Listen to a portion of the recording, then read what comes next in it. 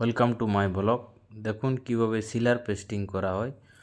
প্রথমে সিলারের ডাব্বা থেকে সিলারটি নেওয়া হয়, তারপরে পালিশের উপরে সিলারটি কাঠের উপরে দেওয়া হয়, যাতে তাতে গুঁড়ো গুঁড়ো যত যা কাঠ গুঁড়ো থাকে সব পরিষ্কার হয়ে যায় এবং কাঠটা কতটা সার কতটা অসার পুরোটা দেখানো যায়।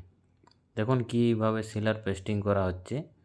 এটা হচ্ছে একটা পালঙ্ক সাইড বক্স টেবিল, যেটা ডিভান্ডের সাইডে রাখা হয়। দেখুন কিভাবে সেলার করা হচ্ছে, পুরোটা কিন্তু সেলার। এটা হচ্ছে তার ড্রয়ারটা দেখুন, সার অসার পুরোটা বোঝানো যাচ্ছে। দেখুন এটা হচ্ছে ডিজাইন করা হয়েছে, সার কতটা অসার কতটা। সিলার দিলে কি হয়, জিনিসটা সম্পূর্ণ বোঝানো যায় যে কাঠটাতে কত পার্সেন্ট সার আছে কতটা অসার।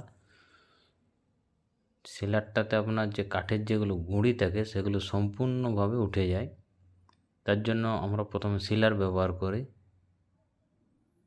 দেখো একদম নিখুঁতভাবে সিলারটি দেওয়া হচ্ছে।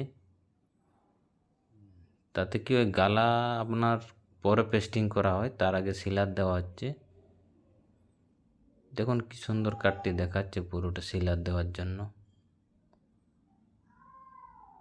তাহলে বন্ধুরা বুঝতে পারলে কীভাবে সিলার দেওয়া হয়। আমার যদি চ্যানেলটি ভালো লাগে তাহলে প্লিজ সাবস্ক্রাইব করুন।